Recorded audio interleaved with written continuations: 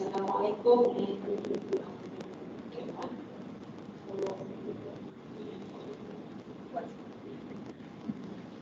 Welcome to this session. This session is basically women empowered and young professional.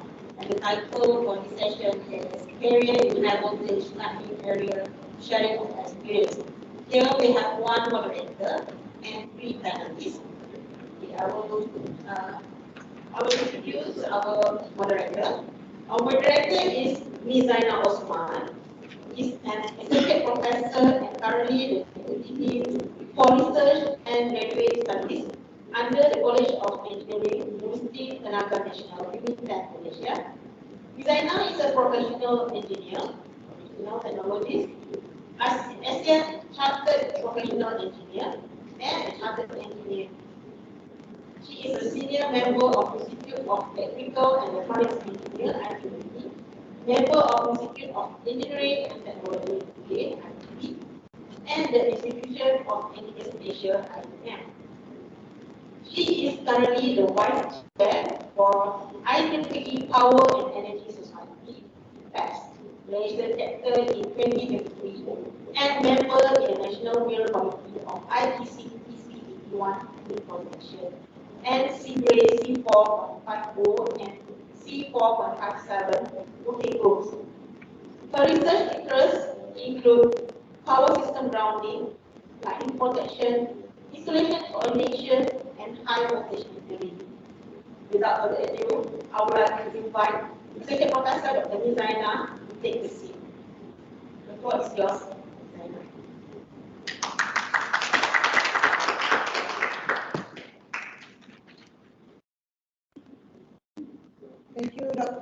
Thank you, Dr. Jaswanita. Thank you, Dr. Jaswanita.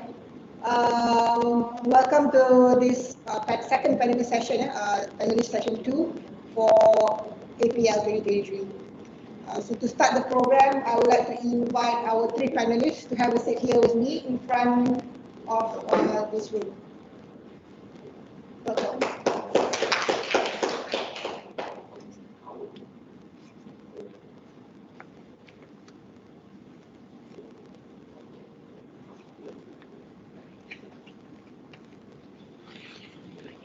All right, thank you very much.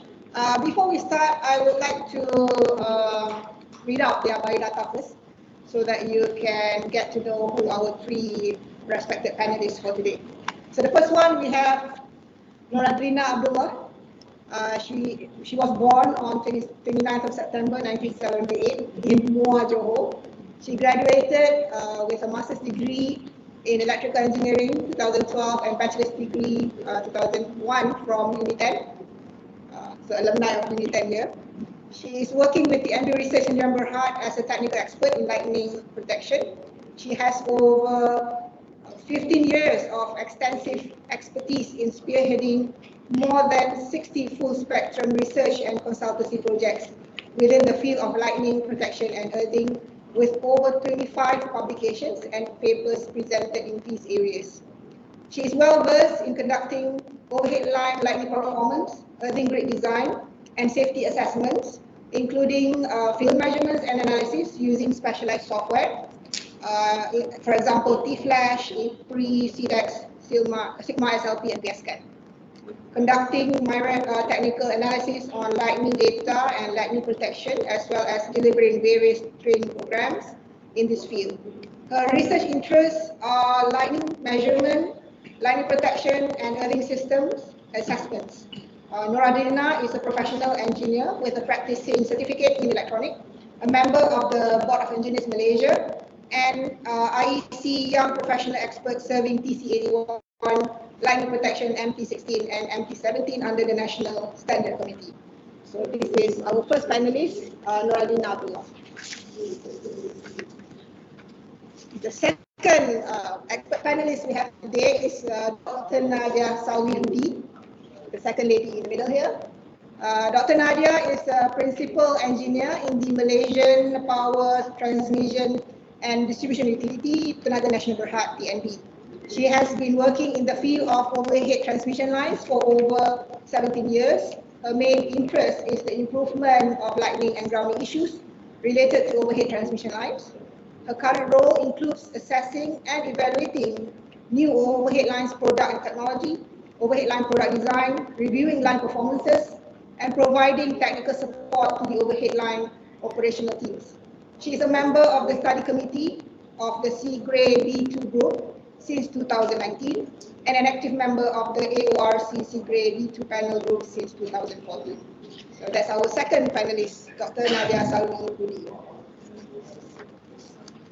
Third panelist, our only gentleman here, the young professional group. Okay, because we have women in power, so that's the third one. Is the Associate Professor IR Dr. Hazli Azil Ilyas from University of Malaysia. Hazli Azil Ilyas was born in Kuala Lumpur. He received his bachelor degree in electrical engineering from University of Malaysia in 2006, and his PhD degree from University of Southampton, United Kingdom in 2011.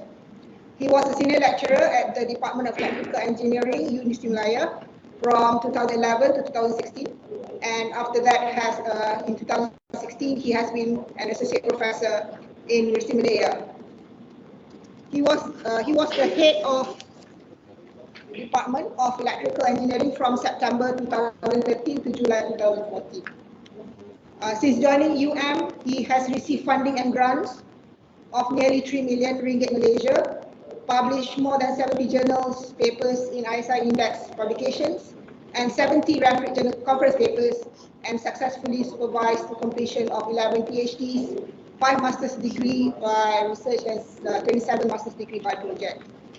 He is an active reviewer for numerous high-quality journals, which includes publishers from IEEE, IET, Elsevier, and IOP. He is currently an associate editor of IET Science, Measurement, and Technology. Since 2011, he has been the head of University Malaya High Voltage Laboratory and Research. He is currently the chair for IEEE Dielectrics and Electrical Installation Society, DIES Malaysia chapter. His main research interests includes modeling and measurement of partial discharge phenomena in solid dielectric insulation, condition monitoring, insulation system diagnosis, lightning or low voltage, transmission line modeling, optimization methods, and artificial intelligence techniques. So welcome our 3 panelists, Muradina, Dr. Nadia, and okay, that's a mouthful of biodata from our experts here. So those biodata are facts and figures to tell who they are. But we would like to hear from them in terms of to get to know our panelists better. So I want to ask each of them to give some insights on their expertise biodata in terms of certain areas. So for example, like now I have Nadina here with me. Nadina, would you like to share your career journey and how you became a specialist in lightning protection and earthing systems in TNB research in Yamaha? So I'll let Nadina answer first.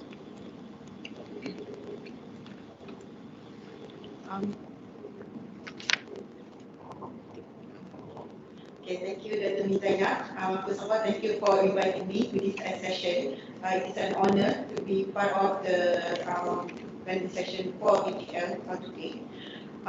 So upon graduating with Bachelor of Engineering in Electrical and Electronic from UNITEN, I joined Sony TV Malaysia in their R&D department, where I take responsibility for the US market safety testing for about 4 to 5 months. And then since I am the TNB, I'm a holder of TNB scholarships, I have to serve TNB during the 7-year bond. So I joined TNB Research. TNB Research in Berhad, which is commonly known as TNBR. So TNBR is one of the subsidiaries of Tenaga Nasional Berhad Malaysia, the parent company, the main company in Malaysia, where we serve where we handle research projects and consultancy services, primarily industry.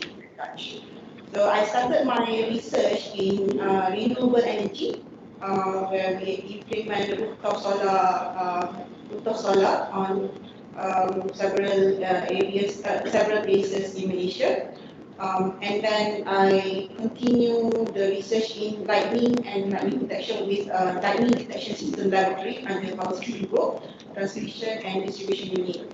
So it was, I never changed my unit. So I've been with the same group laboratory and laboratory for more than 20 years now. Whereby I manage and operate the lightning detection system network, primarily for the MD and the industry, and also serve consultancy work for anything related to lightning manufacturing and earthing subject matter. So how I became the specialist of technical expert in lightning protection is actually part of the when we are in a senior researcher position, was given opportunity by the Group Human Resource of Tenaga Nasional Berhad as part of their succession planning program, where they offer technically focused specialist career path. So in 2019, I joined the program as a technical expert in lightning protection. So one of the main responsibilities as a technical subject matter expert for lightning and earthing, we need to provide training and do more research and consultancy work to support the operation and maintenance at division. So besides that, I contribute in the IEEE standardization work and the Young Professional Program, IPC under Standards Malaysia, in order to contribute to the nation in the area of lightning protection. Thank you. Thank you, Nadina. Since I've known Nadina, she has been the early expert in TND research. All right, now, Dr. Nadia, you have been with Tenaga Nasional Berhad for more than 17 years. More than 15 years, in exact 17 years. Please do share what is your journey in terms of how you end up becoming the lightning expert for overhead system in Tenaga Nasional. Thank you, Dr. Umar. First of all, Assalamualaikum warahmatullahi wabarakatuh, and a very good afternoon to all. Thank you for the question, and thank you for inviting me as one of the panelists of our forum today. Similar to Noradina, I was a scholar of the Tenaga Nasional Berhad. I've spent my years studying in the UK. I did my diploma and my degree in the UK, and upon completing my degree, I was offered to do a PhD program in the same university where I was graduated from, and I took the opportunity. I was grateful enough because the MB allowed me to defer my services because we are required to come back to Malaysia, to serve them. But I was quite lucky because they allowed me to do that. So under the grant of the university, I pursued my PhD, and upon completion, I came back to Malaysia and served the MD as a junior engineer. So I was put under the hands of engineering department, in which I am involved in the unit called Lines and Cable Unit.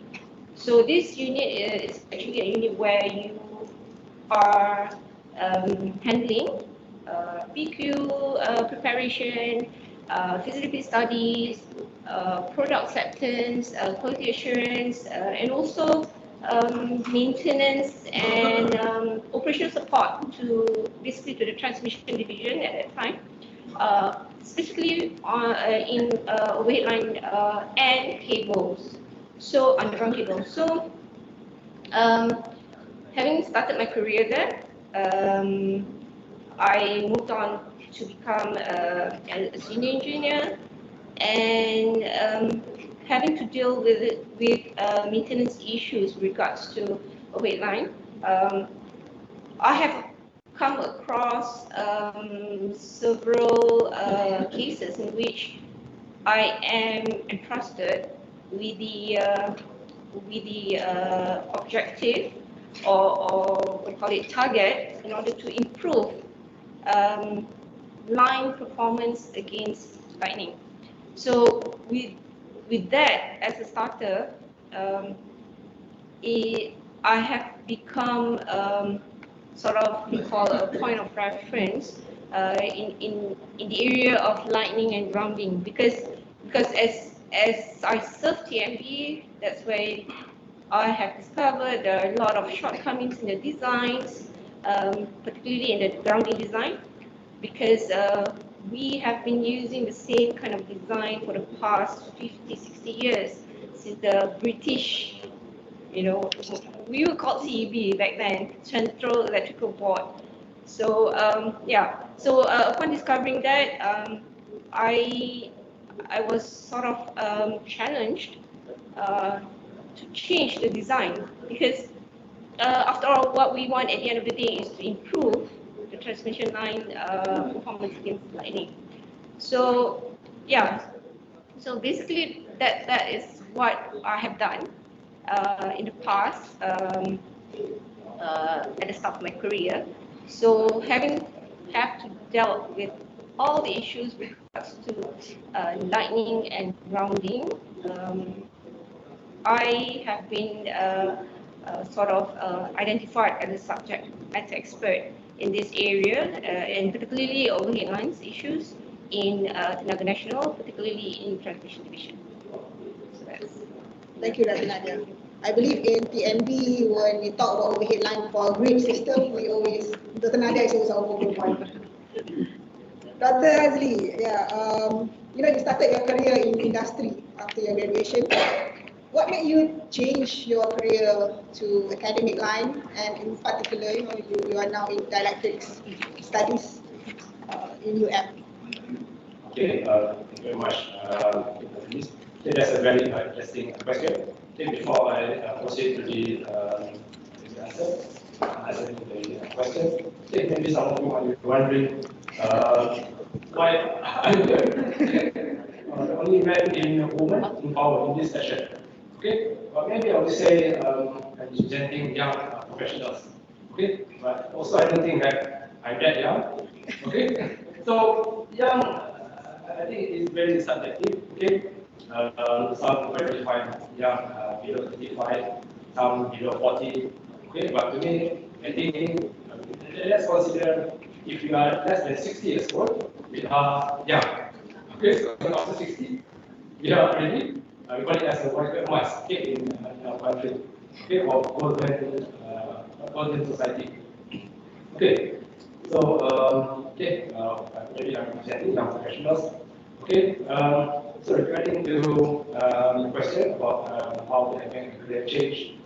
Okay, just to recap, just now the moderator, Miss has already presented a bit about my background. Okay, where after graduation, I worked at industry, okay, full-scale semiconductor in Malaysia, okay, for 1.5 years. Okay, and then I did my PhD at University of Southampton, UK. Okay, and after that I came back again in 2011, serving as an academician in University of Malaysia. Okay, the turning point was when I was working at full-scale. Okay, suddenly the head of department, okay, of Department of Electrical Engineering, okay, from UC Malaya, okay, or shortly as UM, contacted me, offering me, okay, he told me that he would like to offer me a placement, okay, to do a PhD, okay, in overseas. So initially, I was not sure, okay, whether I wanted to continue my PhD or not. Yes, okay, but I really planned. Actually, I really planned after graduating. Okay, I wanted to pursue my further studies. Okay, but that time I was not sure. Okay, when, what, okay, where, and how. Okay, I said why. Okay, so I did not ask why I wanted to do PhD. Okay, because that I really planned okay, to continue my further studies. Okay, one day later. Okay, but not that too soon. Okay, because when I started to work at industry for only 3 months, okay, suddenly I got an offer. Okay, it seems to me it's quite very soon. Okay, very early. Okay, so my plan was to continue my study. Okay, maybe 1 year or 2 years after I working at industry. Okay, so that I was not sure when I want to continue my study, where I wanted to continue my study, how was the procedure, how to apply for the studies, and what preparation that I need to do. Okay, but after a few months later, okay, after giving thought, okay, very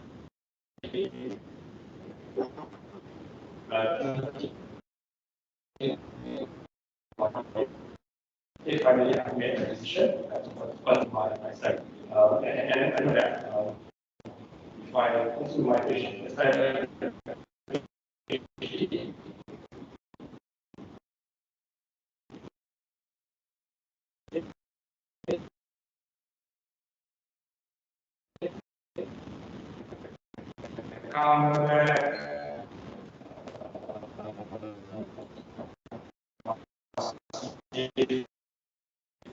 the industry,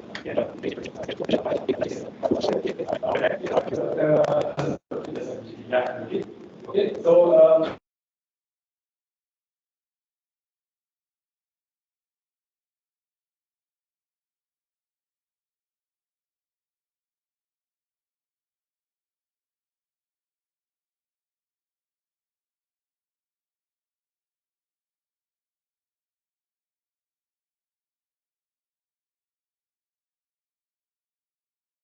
Yes.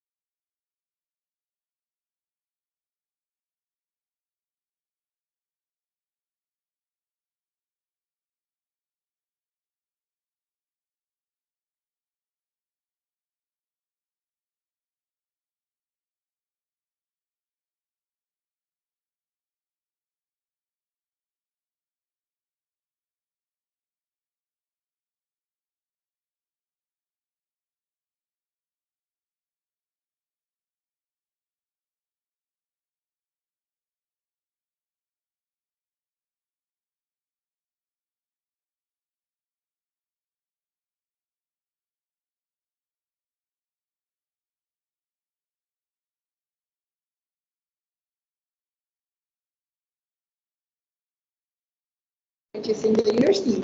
So everyone enjoys what they're doing. So as what Dr. Aziz said just now, if you enjoy what you're doing, whether you're in the research institution, you're in the industry or in the university, that's the main thing that you have to pursue so that you gain as much output as what they have done, right?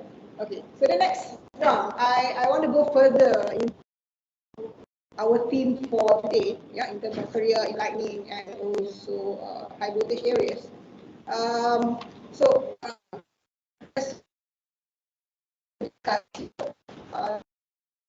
any key qualifications, yeah, or specific certification, which is required in the respective specialization of the areas that we have mentioned just now.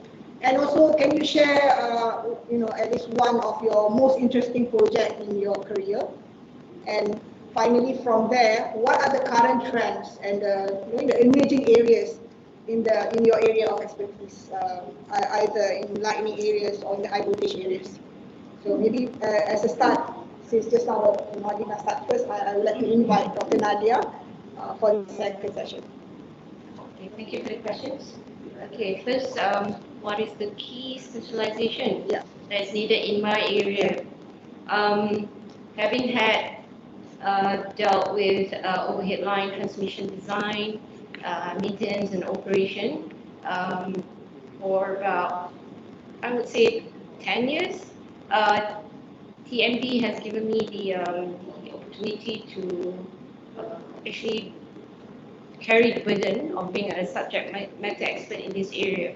So I suppose the period of time that you need to attain such expertise does not matter. What matters is what you have gained in knowledge. So with respect of that, you are obligated to serve, your company. In my case, TMB, with such dedication. So, with such dedication only that you could solve problems that arise in your areas. So, there's no specific key specification per se, but more of experience and the journey that you've gone through along the way from start and what you have enjoyed so far with Tenaga. So that's my case. So I suppose Madalina and Dr. Azli would be different than mine. And it's Interesting project. okay. Going to the second question, what are my interesting projects so far? Okay, I would say one, there was a project that we had to deal with solving a problem with having our ground wire or earth wire being damaged by lightning strikes. Okay, so we've seen several cases in which these earth wires are broken and was brought down to the ground with direct lightning strikes. So having this problem in hand, I had the idea to approach Puan Wardina here to start a project together in which we need to look at whether we need to change the requirement in our earth wires, our transmission earth wires, whether if there is a need, what is the class of the lightning criteria that we need to increase to, because what we have in our design right now is lightning class 1. Lightning class 1 is what we have been having in our design, inherited from the British era. So with the time progresses, we see that there's an increase of lightning density, right? So with that increase of lightning density, we see that the maximum of the lightning amplitude increases as well. So this imposes a risk to our transmission line reliability, because we do not want this broken wire giving us flashovers and tripping our lines. So we started this project to see, okay, what do we do? Okay, we need to test the design of our earth wire that we have in our system, and see what kind of lightning arc test that it can withstand or it cannot withstand. So having gone through the laboratory testings in Kinectrics with TMB research, we finally concluded that we have to actually increase our lightning class from 1 to class 3. So it's a bit extreme, but it is for the reliability of our lines. So that's one of my most interesting project. Emerging areas. the area? My second project? No. Emerging areas in your Okay. particular. Emerging areas in overhead lines. Okay. We have heard of ESG, right? Environmental social governance, that we often hear through the radio and all in the media social and also the newspapers. So with ESG initiatives going around worldwide and also in Malaysia, TNB is also obligated to support the government in achieving this ESG. So one of the objective is to decarbonize. So how do we decarbonize? So in line with this target, our division, the Great Division of Tenaga Nasional, have come up with a roadmap, or shall I say a plan, which we call it Green Code of Conduct, in which it states what we need to do in order to help the country to reduce the amount of carbon in our country by the year 2050.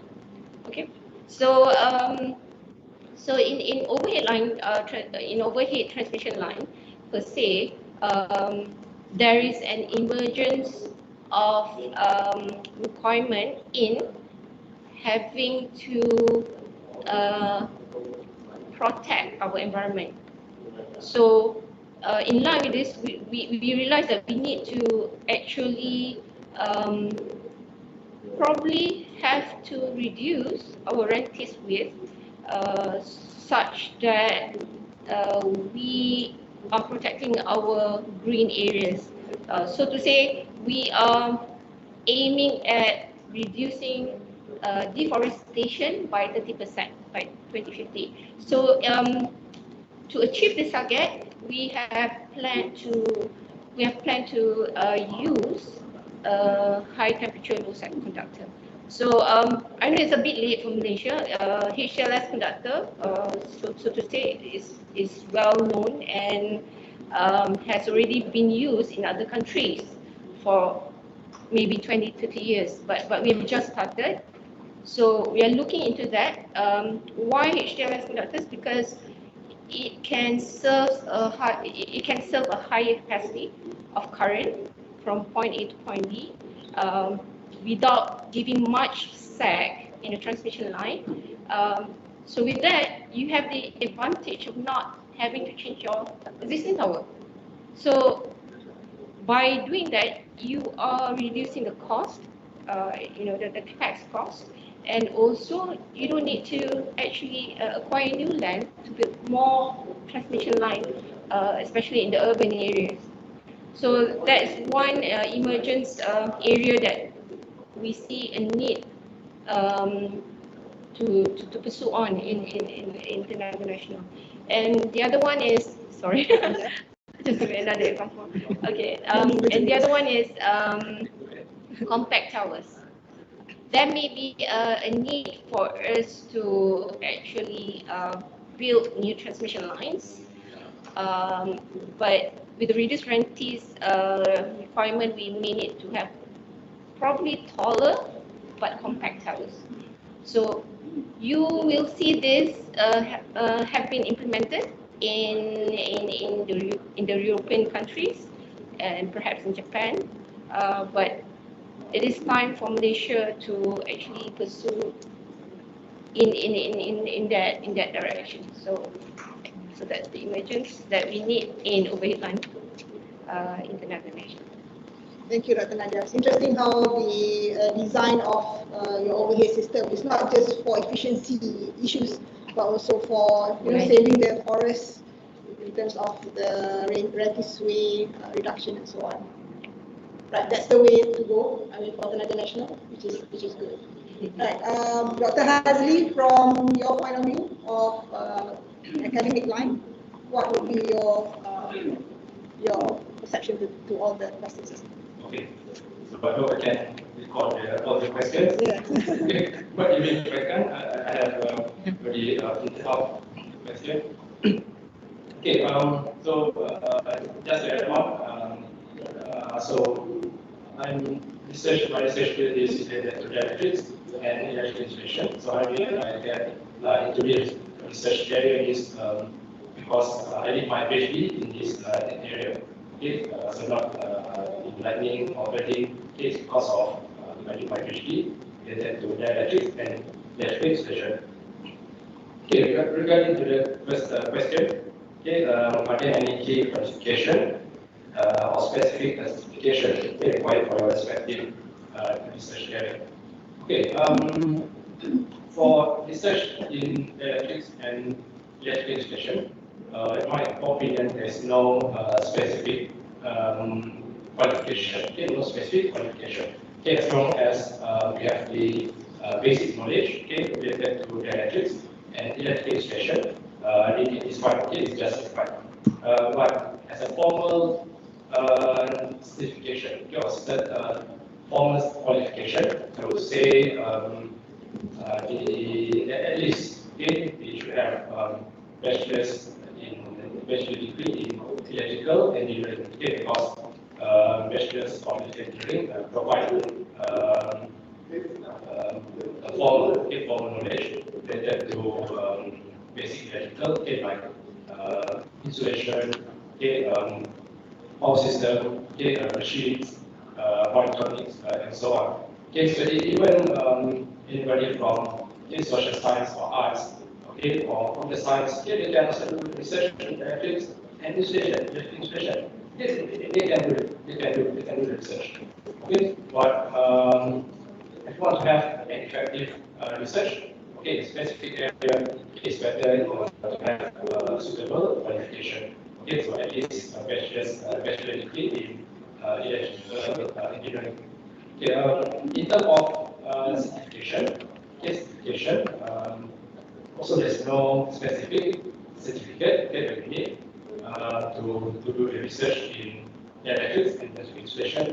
Okay, it's just that in academic institution, if we want to run a high voltage lab, okay, those who are involved in the high voltage lab, in high voltage area, okay, if our institution in Malaysia, okay, has high voltage lab, okay, so the requirement to run the high voltage lab is you need to have at least one competent engineer, okay, so-called as a competent engineer, okay, certified by ST, okay, so okay, or Energy Commission of Malaysia.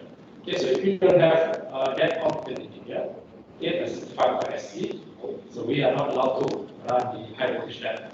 Okay, so it's a sin, okay, to run high voltage lab without competent engineer. Okay, but we understand that some of the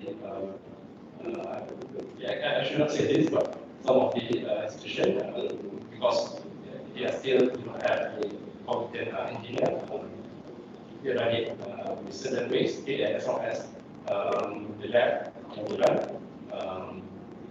Okay, but there is the requirement, okay, by the Energy Commission, okay, if you want to run a high voltage lab.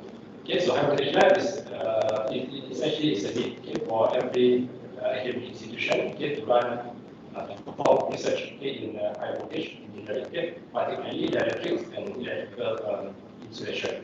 Okay. Next question. Most interesting project. Your most interesting project. Okay. Okay, thank you. Most interesting project. Okay. Okay, I've been involved with quite many projects. Since I joined University of Malaya, okay, because to survive in academic institution, okay, so we cannot remain with only few projects. Okay, we have to involved with a lot of projects. Okay, two of my two or three two. Okay, so two of my PhD projects. Okay, what we do, I will pick modeling of partial discharge, okay, related to modeling of partial discharge, okay, in electrical insulation.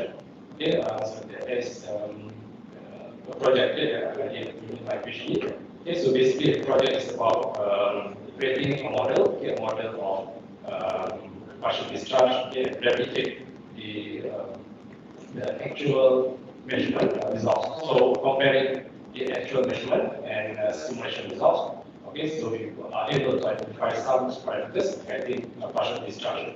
Yes, so the project was quite theoretical, okay, but I enjoyed it, okay, because of I learned a lot of new things when I was doing that project. Okay, and then when I joined, okay, that was my PhD, project with my PhD. Okay, when I joined UM, I still continue the same project, okay, modeling of partial discharge in electrical installation. Okay, but 2 or 3 years later, okay, I found that by remaining in the same research scope, I don't think I can survive. Okay, because in order for us to survive, okay, so we need to explore different areas of research field.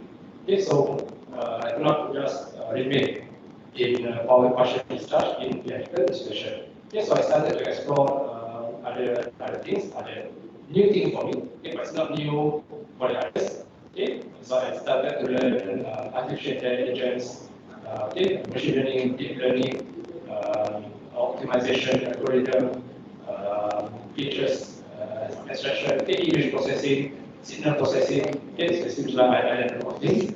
Okay, so it seems like not focusing on the area anymore. Okay, so yeah, it is how we want to survive. Okay, we have to learn a lot of new things. Okay, we cannot just remain in one specific area.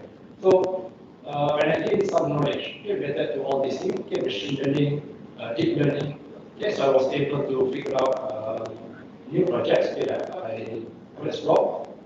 So I would say the other interesting project that I've been involved with is classification of partial discharge using artificial intelligence. Okay, so still is related to partial discharge, okay, but the scope still remains partial discharge. It's just that the research direction is a bit different. Okay, so instead of modeling, theoretical modeling, okay, the project involved artificial intelligence, okay, using artificial intelligence to classify partial discharge in electrical installation. So still is related to partial discharge and electrical installation. Okay, it's just that the method of the project is different. Okay. Should I share one more project? Sure, sure. No. Okay. If you have one. Sorry for that. Okay. Okay, maybe I will go to the other question. Okay, what are the current trends, emerging areas, and advancement in dielectrics and installation that professionals should be aware of?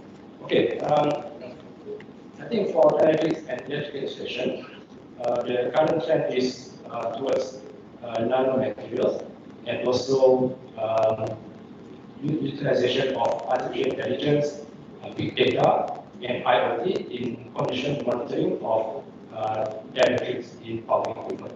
Okay, because these are the emerging areas. Okay, we know that AI, IoT, big data, okay, have been widely utilized in many areas. Okay, many different fields. Okay, or medicine, computer science, and everything.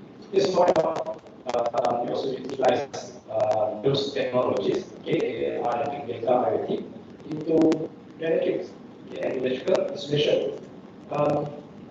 So far, what I've seen, majority of our academic institution in our country, okay, the research is focusing more on the material, dielectrics material, which is good, which is fine, but it's more towards fundamental research.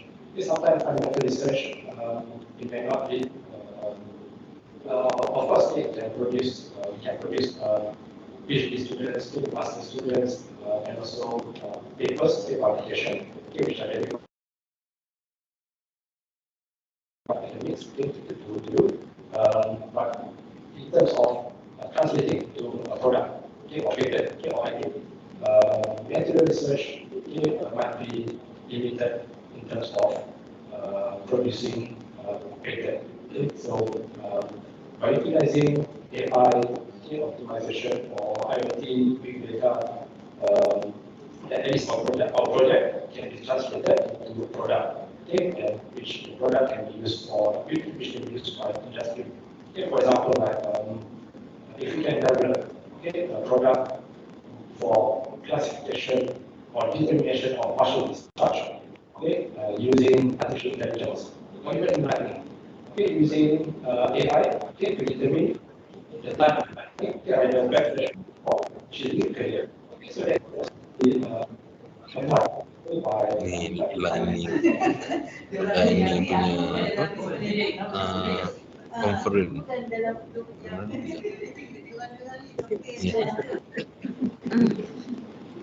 Okay, so where was I? Okay, thank you. Right. Okay, so by utilizing this imaging technologies, AI, big data, IoT, okay, so we can this project can be translated into products. Okay, and product can be used by the industry. Okay, and not just used by the industry. Okay, it can also part of income generation. Okay, so there is the emerging areas. Okay, that can apply in dynamics, visualization, and research. Thank you, Dr. Azli. Yeah, the learning curve never stops. Whatever you did in your PhD was just a small, minute part of the research work. So keep on learning new things. Yeah? Okay, maybe comments from Nadina for your experiences. I think Dr. Zee already said some of the points I want to say because yes, the emerging trends in artificial intelligence and using the big data, and we already know lightning is one of the areas that has a lot of data to analyze and how to analyze data useful for our industries. So I would like just to add for the lightning subject matter, we focus on the lightning detection monitoring technology. Which started from simulation to network sensors, from getting only the ground lightning activities to the total lightning activities. And now there are researchers that studies on the lightning discharge channels, which can help on the surge protection devices specifications. And also using a lot of methods for the lightning detection technology. And one of the areas that is the development is fast is on the lightning protection technology. Lightning protection for the lower voltages, which is important since everything now is smart facilities, the healthcare facilities, which need lightning protection systems that can protect better. Okay. Especially on the now government already mandated that we need to have lightning protection system in place, especially for buildings, government buildings and important facilities. So these are one of the areas on the lightning protection system that is keep on developing and as we speak. Okay, and for today's event, APL, we have some of the major players on lightning surge protection system with us. So there's a lot of opportunities on that. I just want to add on the key certification for lightning and earthing subject matter. We don't really have certification for that, but it's good to have lightning protection system audit. And also being a professional engineer in this area is an added advantage. Yeah. Most interesting project. Most interesting, I think Dr. Nadia already mentioned the project because we are working together in that project. It's one of the best project that we have. It was nominated as a Harvest Award project during one of the TMBR annual award. However, we were nominated, but maybe later we have another project to get the best award. Okay. Another project that I think interesting is actually related to the classification of lightning event, which we work with Dr. Hazli and team from on the classification of shielding failure and backflash over. So we like to do investigative research project which combine the theoretical and concept and practical on-site implementation, so that there's a added value to the customer and stakeholders on the research results. Okay, thank you, Madlina. Right, so the last round of session before we end the panelist session is, because we were talking about the career in this area, high voltage lightning area. So we would like to have some key takeaways or advice to our either with the women in engineering or the young professionals. So what are the specific challenges that you can think of? Because Azli was talking about coming AI, big data, all these new jargons that coming in when 20 years ago was not in our dictionary. So what are the specific challenges, and how does the professionals in this area can stay updated with the current trends that is changing every day? And again, how is networking very important in your respective area of expertise or in your line of career? So we start with Dr. Azli.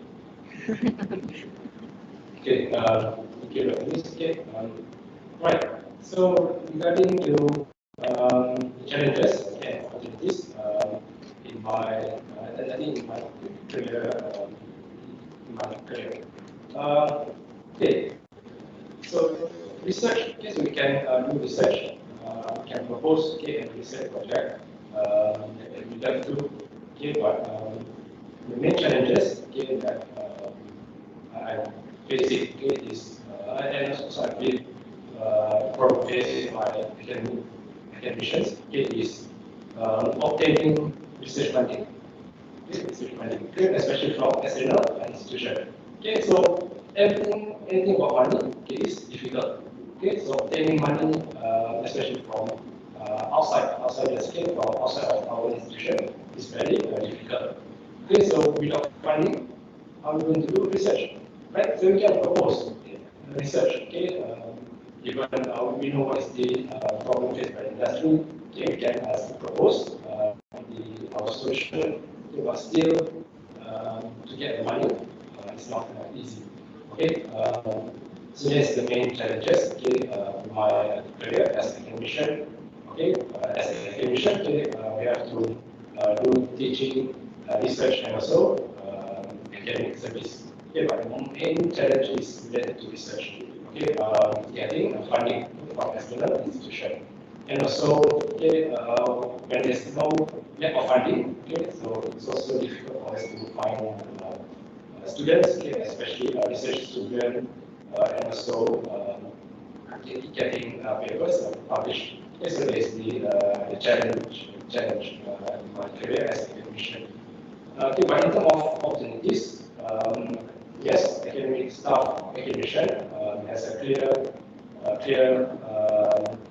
promotion path. Okay, we start from lecturer, okay, and promoted to associate professor, and professor, okay, and it goes on and on. Okay, from rank to rank. Okay, so we can obtain more and more opportunities. Okay, especially if we become professor. Okay, of course, there will be more opportunities to come. Okay, more parties are interested to collaborate with professor. Okay, compared to young lecturers. Okay, but for young lecturers, okay, if we can partner with professor, okay, or senior professor, okay, that can help us. Okay, but career growth, okay, in as a academician, okay, is quite clear. Okay, but of course, the challenge is getting money. Okay, so everything for money is difficult. Okay, to obtain. And then second question. Okay, is it the same question? Okay. Okay, just make sure that the question asked is not different than what I already have. Okay, so how can professionals in this field stay updated? Industry standard, we should have best practices. Okay, actually, there are many ways for professionals to stay updated. For example, joining professional bodies, okay, like IEEE, okay, like our conference here, IEEE, IET, okay, this Institution of Engineering and Technology. Okay, and then also we have IEEE Institution of Engineers Malaysia. Secret.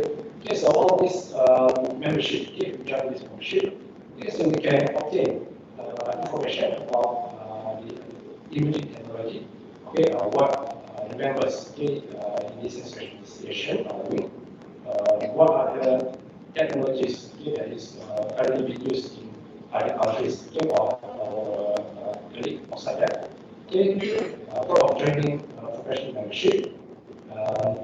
We can also stay updated, okay, by joining seminars, okay, webinar, okay, workshop, tutorials, okay, all these things, okay, which can be obtained, which can be found easily, okay, if we are members of any professional bodies. Okay, but of course, some of these seminars, website, webinar, okay, we have to pay, okay, but the charge is minimal.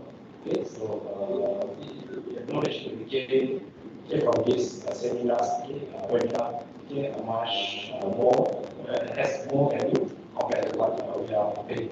Okay, and the other examples are subscribe to newsletter, okay, and informal way following research profile, okay, like academia research day, okay, or some well-known researcher in our field.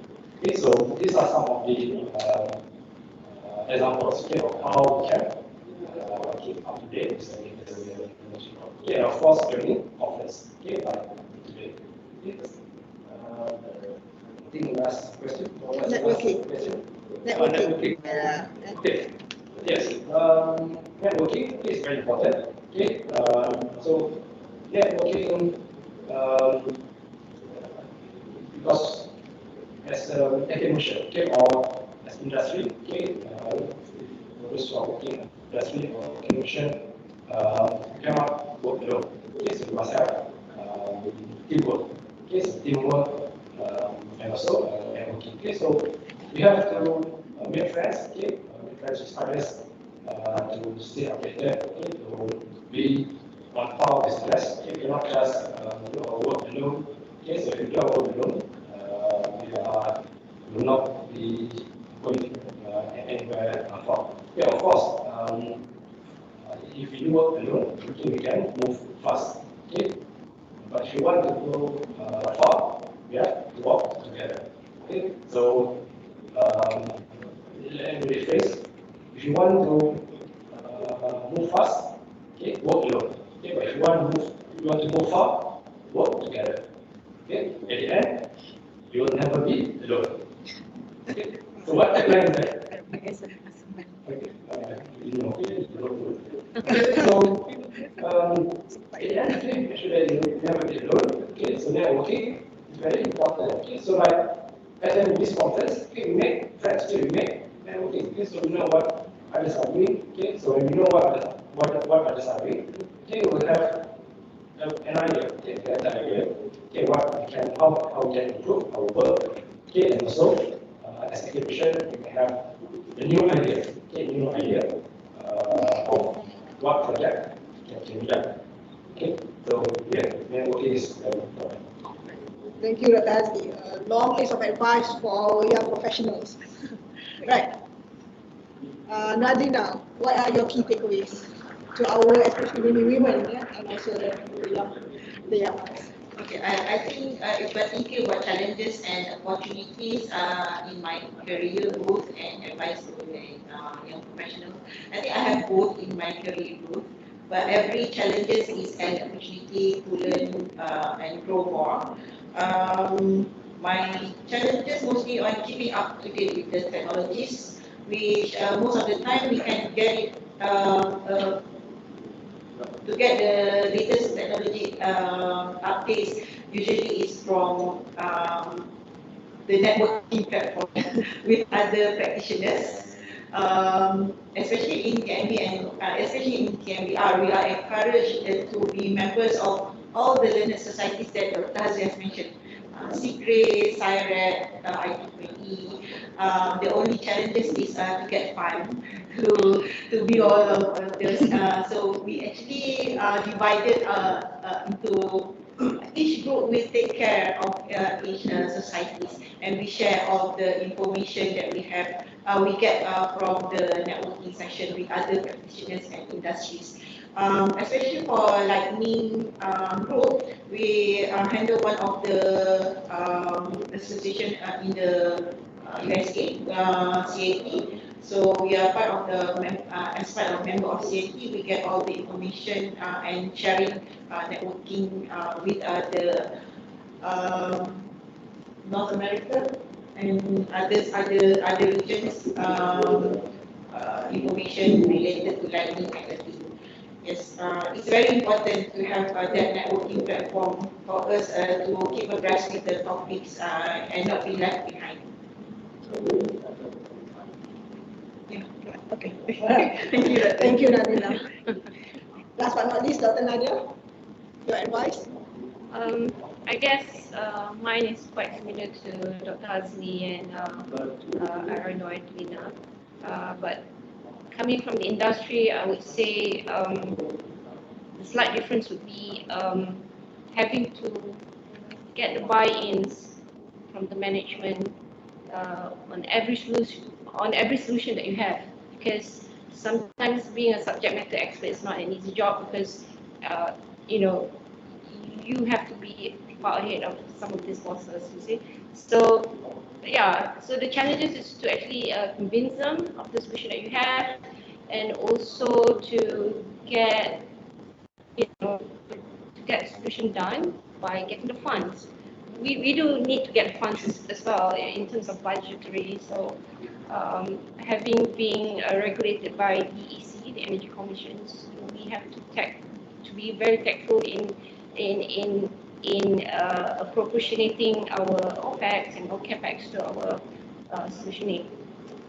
In terms of opportunities, of course, I've had the opportunity to be in the same field, or I would say in the same discussion with the experts that I've met through CGRE, especially by joining task force groups or working groups. So I would like to advise to the young and women professionals to be involved, not just by participating in the conferences, but also to be part of the working group with all these experts, because that's where you learn the most, because you get to exchange ideas, and sometimes you get solutions from them, easy solutions.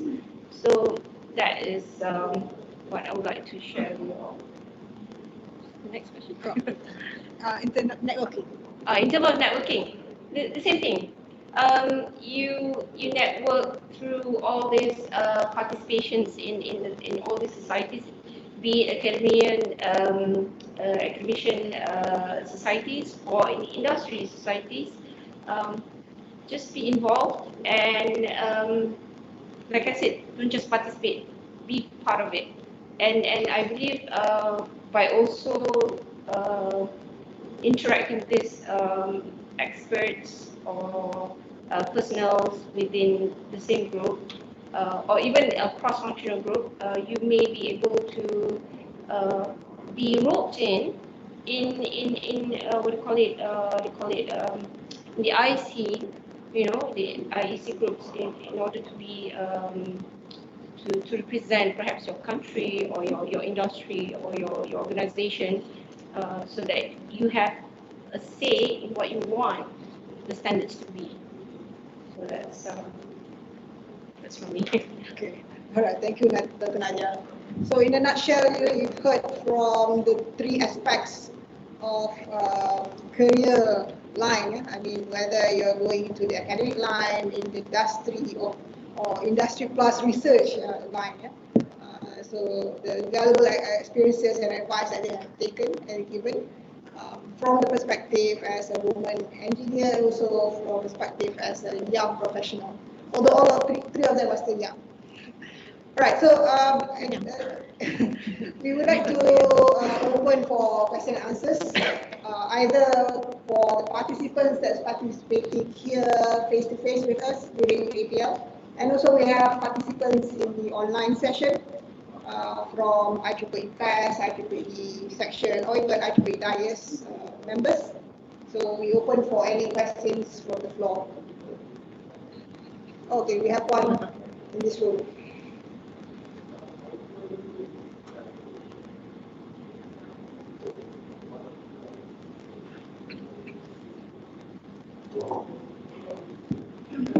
Yeah, can you state your name and where you are from? And the question is to which panel?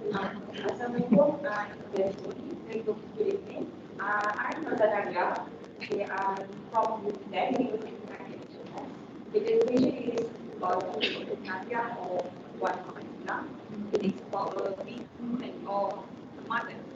What is the main challenges in school and what is your advice? Women engineer as a mother. What are the challenges? Oh, the challenges.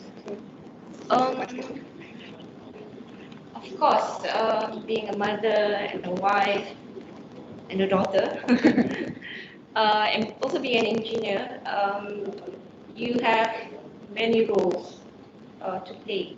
So I suppose the challenges would be, one of it is time.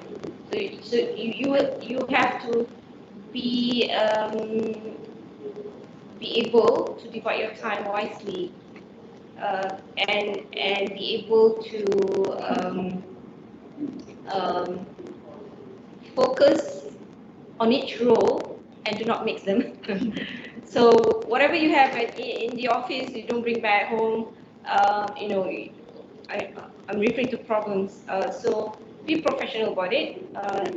As professional you are at workplace, you have to be professional at home, being a mother and also being a wife. So I suppose it's all the same for all of us women, right? You want to comment anything? Oh, the same thing. Yes, I do agree with Dr. Nadia. You have to manage your time wisely, and you need to have that passion to continue despite all the challenges. You might have, if you're lucky, you have a supportive husband. If you're not, so you have to manage him and the kids. Yes. It's part and parcel of being an engineer. But as long as you have that passion to work, to continue, learn and grow, you will get it to the end. Yeah. Oh yes, from the women's perspective as well. Okay. So he may have some insight. Okay. Because the other panelists, so we have to answer. Are you going to be student or very working? Student. Staff and student. Part-time study. Part-time. Okay. Because just to share my experience about supervising female students. Okay, so there are two female students for those who haven't married yet. I think it's quite straightforward. Okay, but those who are already married, so the university provide some support in terms to, for example, those who are not able to complete this study on time, because when someone get married, and then they try to take some leave. Okay, so some universities have option to defer from 2 semesters. Okay, like in UC Malaya, we allow students to defer for 3 semesters. Okay, so we allow that, okay, so that the students can focus on something else. Okay, if they have other problems, okay, or health problem, okay, or maternity leave. So they can do that. Okay, they can. Okay, when university provide that, okay, so the student, okay, will be able to focus, okay, on one thing at one time. Okay, because if university doesn't provide this hours of the students. Okay, because to study, to do PhD, to do research, and also to take care of the husband and child is quite difficult. Okay, so like you see, you provide different one for the system to allow students to focus on something else. Thank you, Dr. Even in IEEE PES, we have this Women in Power, Women in Engineering affinity group where we discuss a lot of these issues as well. So we know the challenges as women, maybe men as well, but generally women. That's why we are attracting more women to work in the area of our industries. So do we have time for another question? One more. Okay. Right.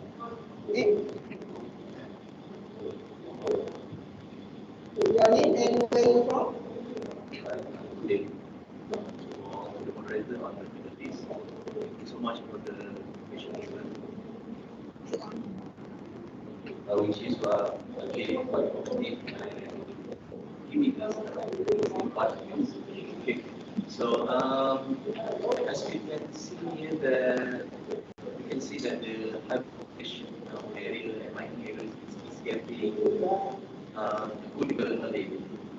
So my question is maybe to any one of the panelists, right?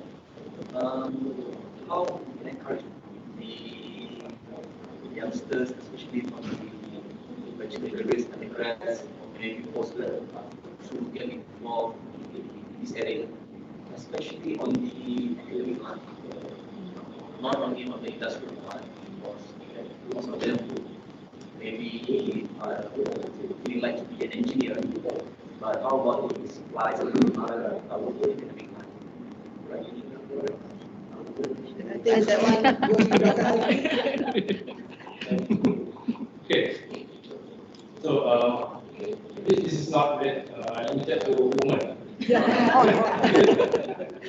Okay, so yes, actually we are having difficulties of universities. Most of the universities are having difficulties in getting postgraduate students because not many graduate students are interested to continue their studies. They want more in high voltage.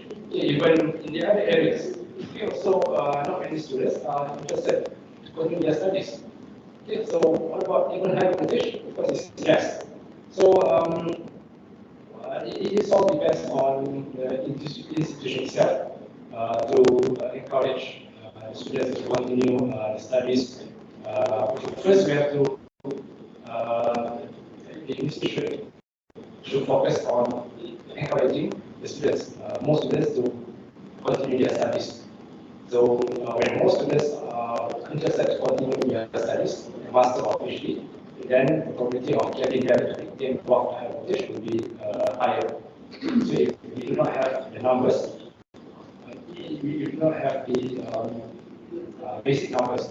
Okay, so how would you expect students to do with master or PhD in high voltage? So we can encourage the students, okay, for example, like telling them, okay, what are the advantages of pursuing studies, further studies, master or PhD. Okay, and then from there, we can achieve maybe some academic stuff. Those who are related to lighting or high voltage can encourage the student. Okay, and but again, limited is the funding. So if you have the funding, then definitely we will be able to fund the student. Okay, but let's say in terms of there's no funding, then we have to find the alternative solution. Okay, but from my experience, I've already supervised even four students, okay, four female students related to learning. Okay, so they managed to graduate successfully. Okay, three masters students and one PhD. Okay, so the research was related to learning. Okay, so their motivation was because actually they could not find a job outside. Okay, but when they graduated, they are not able to find a job outside. Okay, so because of that, at that time I have a lot of funding, okay, so I offered them to do master and PhD in high voltage, okay, or in lighting, specifically in lighting. So that's one of the point. But for that is because they could not find a job after the graduated. But for that is unusual case, but for usual case, yes, I think university should do promotion, aggressive promotion. And if you want to encourage more graduates to involve in high voltage or lighting, then the lecturers involved in lighting and high voltage should go down to the field and did I answer the question? Yeah, okay. Okay, thank you, Dr. Azmi. Right, so I think based on interest of time, we can only accept 2 questions at the moment. I would like to thank so much our 3 panelists here and also the audiences for participating in this particular panel session in APL. So hope to see you again in other sessions after this and also in the next APL conference. So I pass again to the MC, Madam MC, Dr. Jas. Thank you so much to our panelists, Engineer Abina, Engineer Dr. Nadia, and Dr. Hadi, and also our moderator, Dr. So I think we are running out of time. So with that, I would like to invite Dr. Nadia to receive a token of appreciation from EPL 2020.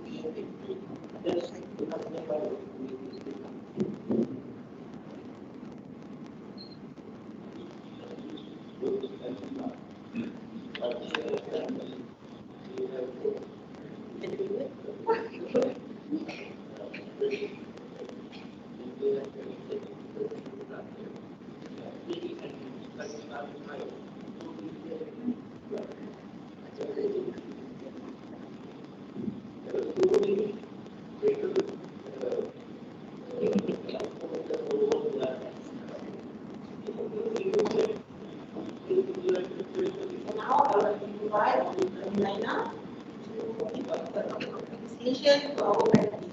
First, Engineer Madina.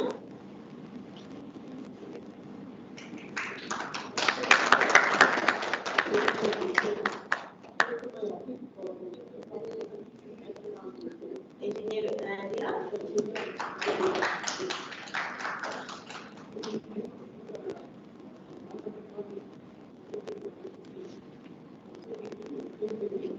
And last but not least, Hadi.